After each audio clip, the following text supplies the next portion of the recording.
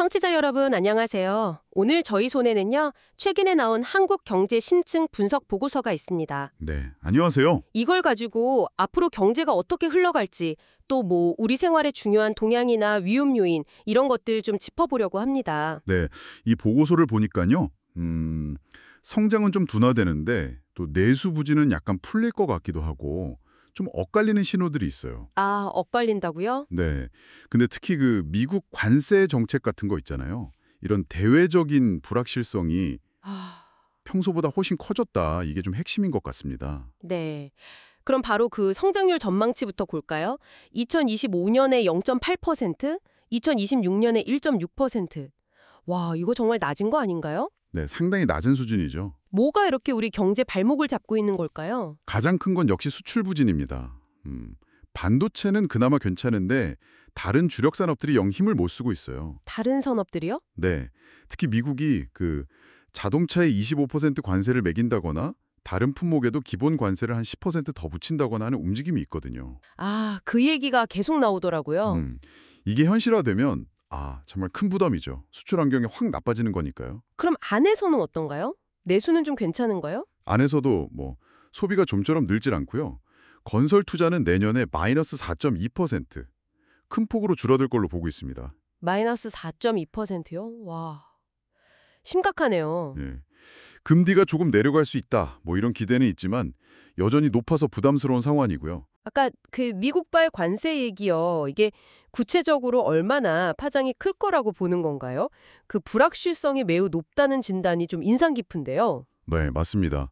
단순히 관세율 몇 퍼센트 이게 문제가 아니고요. 아, 그런 게 아니다. 네, 예측 자체가 너무 어려워졌다는 거. 그게 핵심입니다. 미국이 관세 올리면 다른 나라들도 가만히 있지 않을 수 있잖아요. 그렇죠. 보복 관세 같은 거요. 네. 그런 통상 분쟁 가능성이 우리 경제에는 직접적인 하방 압력으로 작용하는 거죠. 실제로 IMF 같은 국제 기구들도 이런 걸 반영해서 세계 경제, 특히 미국이랑 중국 성장률 전망치를 내렸거든요. 아, 미국, 중국이요? 네. 근데 이 두 나라 경제가 둔화되면 우리나라도 타격을 피하기 어렵죠. 연쇄적으로 영향이 오니까요. 아, 밖에서도 어렵고 안에서도 쉽지 않고 그럼 국내 상황을 좀 더 자세히 들여다볼까요? 가게나 기업들은 지금 어떤 어려움을 느끼고 있을까요? 다행인 건 물가는 좀 안정적인 편이에요. 1%대 후반 정도? 아, 물가는 괜찮군요. 네. 2025년에 소비자 물가 상승률 한 1.7%, 그리고 근원 물가도 1.8% 정도로 보니까요. 이건 다행인데 그런데요. 고용 시장은 분위기가 안 좋습니다. 건설업, 제조업 중심으로 일자리가 줄면서 실업률이 3.0%까지 조금 오를 것 같고요. 3.0%면. 네, 취업자 수 증가폭도 많이 줄어들 전망입니다. 내년에 9만 명, 내후년에 7만 명 정도로요. 연간 10만 명도 안 되는 거죠. 일자리 증가폭이 그렇게 줄어든다니 걱정이네요. 소비는 어떤가요? 소비도 내년에 1.1% 증가에 그칠 것 같아요. 이것도 사실 장기적인 추세랑 관련이 있는데요. 장기적인 추세요? 네, 기대 수명이 늘어나니까 노후 대비 저축을 더 많이 하게 되고 그러면서 소비 성향 자체가 좀 떨어지는 그런 영향도 있거든요. 아, 고령화 영향이군요. 그렇죠. 거기다가 요즘 집값도 좀 불안하고 부동산 PF 부실 우려도 계속 나오잖아요. 이게 건설사들 재무 상태를 좀 위태롭게 만들 수 있는 위험 요인이고요. 정말 안팎으로 과제가 많네요. 이런 상황에서 그럼 정책은 어떻게 가야 할까요? 보고서에서는 어떤 제안을 하고 있습니까? 일단 물가 압력이 낮으니까 통화 정책, 그러니까 기준금리는 좀 완화적으로 인하할 여지가 있다 이렇게 보고 있습니다. 경기를 좀 살려야 하니까요. 금리 인하 가능성이 있다. 네.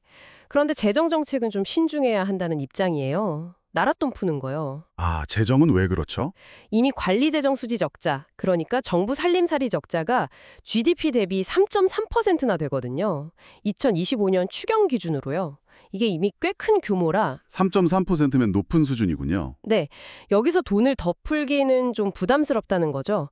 특히 앞으로 저성장의 고령화 때문에 나랏빚이 엄청나게 늘어날 거라는 전망이 있어요. 나랏빚이요? 얼마나 늘어난다고 보나요? 2050년에는 GDP의 100% 넘고 2072년쯤에는 170%를 훌쩍 넘을 수도 있다. 이런 예측까지 나오거든요. 170%. 상상하기 어려운 수치네요. 네, 그래서 단기적인 경기 부양보다는 재정 건전성 확보하고 좀 더 근본적인 구조 개혁에 집중해야 한다. 이걸 굉장히 강조하고 있습니다. 네, 정리를 좀 해보자면 한국 경제가 대외적으로는 이 통상 불확실성이라는 큰 파도를 만나서 낮은 성장세를 이어갈 것 같다 이런 말씀이시고. 네, 그렇습니다. 또 내부적으로는 고용도 부진하고 건설 투자도 위축되고 장기적으로는 나라 살림 걱정까지 해야 하는 뭐 그런 상황이군요. 네, 물가가 안정적인 건 그나마 다행이지만 전반적으로는 좀 허리띠를 졸라매야 하는 국면이라고 할 수 있겠습니다. 그럼 핵심은 결국 그 이례적으로 높아진 불확실성, 특히 통상정책 관련 불확실성에 어떻게 대응하느냐 이거겠네요. 정확합니다. 그게 핵심이죠.